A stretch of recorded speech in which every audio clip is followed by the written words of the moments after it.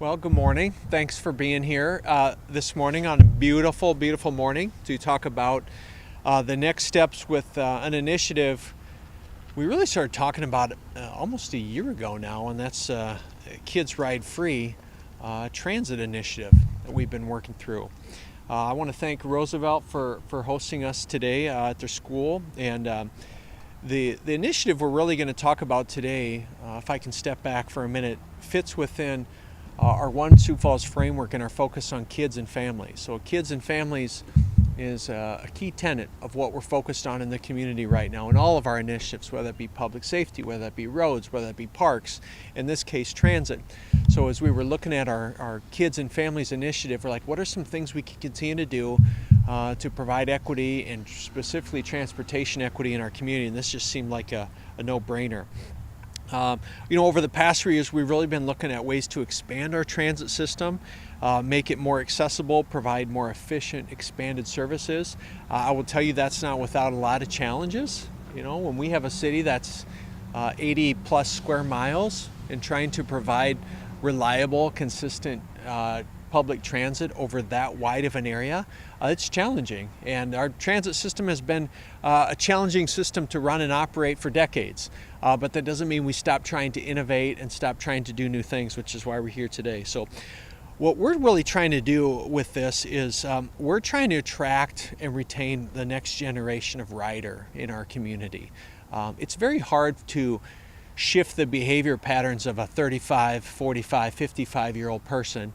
But when you can get youth and kids comfortable with riding transit at a younger age, they become choice riders, where they know how to navigate the system, know how to work the transit system, and they just grow up into that and become adult riders that are comfortable using the transit system. Over the past 12 months, just by way of background, we've had more than 15,000 youth riders in our system. So kids are already using the system. What we're looking to do with this is two things. We're looking, one, to remove the any financial burden that may go with that, and two, just increase the number of riders that may come with that free access. So making it free is one way we're helping to remove the barriers, like I said, whether it's getting to school, whether it's getting a part-time job, soccer practice, sports practice. On a personal note, I have 3 kids that are 16, 13, and 9, and trying to coordinate schedules and get them around town, and we're dropping off bikes with them so they can get back and forth.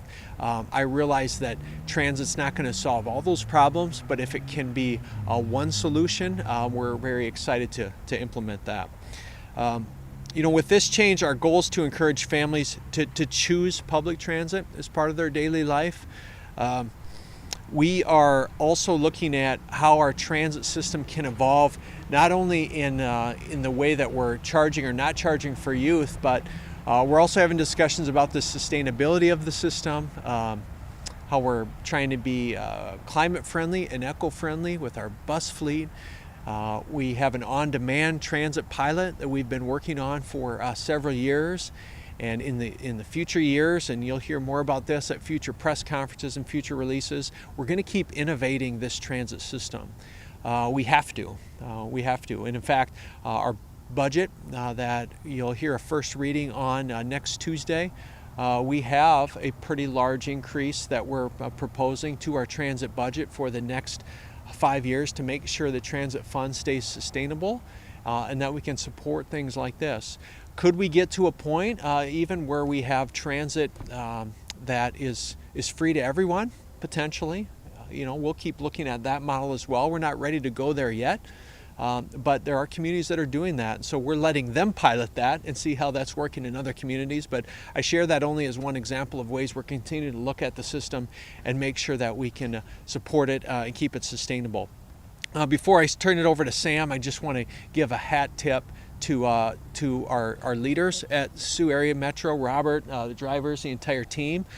They have a hard job right now, in that the staffing challenges of finding drivers is not lost on them, just like it's hard to find lifeguards and factory workers and nurses and engineers. And so They're doing a great job with maintaining a reliable transit system with a very difficult talent environment right now. So Robert, I just wanted to give you guys a hat tip and thank you for all you're doing. So this won't be, like I said, the last time we talk about innovating our transit system, but this is one of the first steps of many that we're going to be taking to try and increase ridership and make choice riders in Sioux Falls. So with that being said, I want to introduce Sam Trebelcock. Sam leads transit efforts for the City of Sioux Falls as our lead transit planner. And he's going to talk more about the specifics of how the program works. Sam? Thanks, Mayor. Sam Trebelcock, City of Sioux Falls Planning Senior Planner. With me today, Robert Speaks, GM, Sioux Area Metro. We also have Glenn Wright, he's the Operations Manager with Sioux Area Metro. And then also Bren Schweitzer, who's our Transit Program Coordinator in the Planning Office. As the Mayor talked about, Sioux Area Metro is a very accessible, affordable, and an excellent way to get people around, especially kids. In large part, it's a very safe way too. And I want to make sure everybody understands, especially for kids, that it is a very safe way to get around. Sioux Area Metro is very committed to the safety. They're always looking at, that's their number one priority, to make sure that kids and everyone is able to get to their destination in the safest way possible. That includes, there's a surveillance system, a camera system on the buses that can ensure that things are going properly. And that's important. Also, there's a huge safety culture over at Sioux Area Metro. As I said, that's the number one priority. They have safety meetings. They have route supervisors that are watching every single one of the routes, and the drivers are very committed to that. Now, as the Mayor talked about, there's a lot of different kids that have been using the system, but we are down since the pandemic hit. So we want to really encourage people and kids to come back and use it more frequently. So this is certainly one way we can do that. Kids riding free can bring, we think, more kids back to the system and encourage more usage of that. Very important way to get people back to riding transit. Now, to give you an idea how this exactly works, it's a very simple way. So any kids that have the school ID, all they need to do is show their school ID when they get on the bus to the driver. And by doing that, they can get on the bus. And that's any school ID, not just the public system. It could be the private system or any school system for that matter.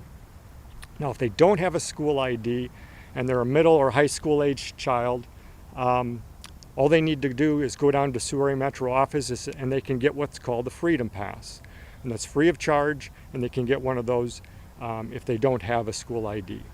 For the kids that are younger than middle school age, what they need to do, those kids need to ride with an adult, and they're free also. And the drivers will know that, obviously, because they're the younger kids. So again, they just need to ride accompanied by an adult. So with that, I'm going to turn it over to Jamie Nold with the Sioux Falls Public School System to provide some comments on how it kind of helps out the school system. Jamie? Hello, Jamie Nold, Assistant Superintendent with the Sioux Falls Schools. And when we first heard about the Kids Ride Free program with the city, we were excited about that and pleased with that. Because any and all opportunities we have to take down the barriers for students to be able to get to school and gain their education is something obviously we would be in favor of. We've had a great opportunity over the years to be partners with the City of Sioux Falls in multiple ways. Some of that being in internships and jobs for some of our students that go out and work, some joint uses with facilities and programs that we have in unison with the City of Sioux Falls. Also things with our school resource officers. There's just been so many things over the years that we're being able to partner with the City of Sioux Falls on, and this is just one more of those opportunities that we have. So we're greatly appreciative of that opportunity for our students. And we know as we go and work with our students at each of the schools, any of the opportunities that they have to be able to get here in a safe manner and in a timely manner is something we're in favor of, because if we can get them here and in their seats and be able to provide them an education, we can do that. And we know if they're here on a daily basis and in the seats on a daily basis, our students will gain a great education in the Sioux Falls School District any of the Sioux Falls schools that would be able to provide that opportunity. So we're greatly appreciative, and we know that our students at our high schools benefit the most, our middle schools as well. There's over 13,000 students that attend each and every day in our middle and high school settings. So when they have that opportunity to be able to get on and ride for free, some of that's going down to the central hub, and then we have a pusher bus that brings them down to the high school then, but it helps us immensely to minimize the number of stops and be able to better utilize our busing services. And some of that is they directly drop them off right at the doorsteps of the high schools and the middle schools. So in both of those regards, however our students get there, that is a great opportunity for us to be able to give them an education. And so again, we are very thankful for the city to partner with us on this and to be able to provide those opportunities for our kids to be able to ride for free and to be able to get to school and get their education. We often talk about the education part and being at the school, but it's so much more than that. We have kids that stay after school for activities, and they participate in that activities, and that's something we're trying to strongly encourage every single one of our students to be able to do, is stay involved, stay in activities, because we know if they're in activities, their opportunity to graduate on time is greatly enhanced. And that's just another opportunity and way for them to be able to get home at night after that activity, or to get to school earlier in the morning when that activity starts really early in the morning. So there's a lot of different ways that it benefits them. Jobs is another one, and I know that every employer in town needs more employees, and so being able to provide that free service for our students also allows them after school time to be able to participate in a job opportunity, because they can then leave the school setting and be able to go out to that job opportunity. So it's a win in a lot of ways for our community and for the students of our community. So we greatly appreciate the City of Sioux Falls being able to partner with us in this. So we thank you and would open it up at this point in time to any questions people may have.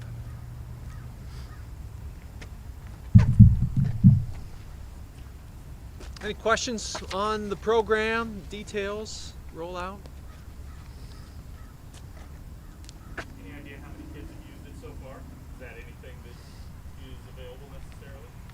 Sam, do we have any? We probably don't have any data yet collected, do we, on that?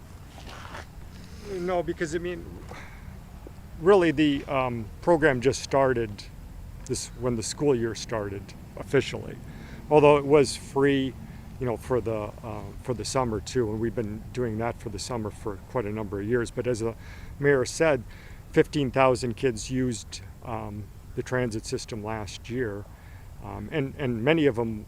We were working with the school district for a number of years. A lot of the kids that are using the School Bus Inc. Routes were also free on Sioux area Metro buses, because a lot of them are transferring different places in town. So a lot of them have been using that already. Now we're just opening it up to more. But like the mayor said, 15,000 used it last year. I just want to reinforce one final point, and that is we had a vote on this at our council meeting to approve this and approve this change for the city, and overwhelmingly positive. But the only negative feedback we heard on this potential program is that, yeah, this is great, but the buses don't provide the timeliness and the routes that kids really need. I mean, it doesn't cover the whole city. They run on the hour, So is this really even helping at all? And the answer to that is it absolutely is helping. But it's also not, we're spiking the football and say we've solved youth transportation challenges. So we're going to keep looking at the data, looking at how kids are using it. We have all kinds of data that shows where our heaviest drop-off points are, where the on-demand requests are coming from.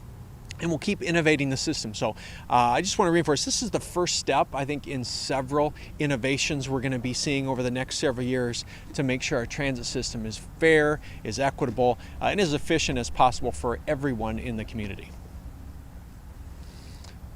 So with that, thank you for coming. And if you have any one-on-one requests with these handsome gentlemen here, you can sure take them. So thanks for being here today.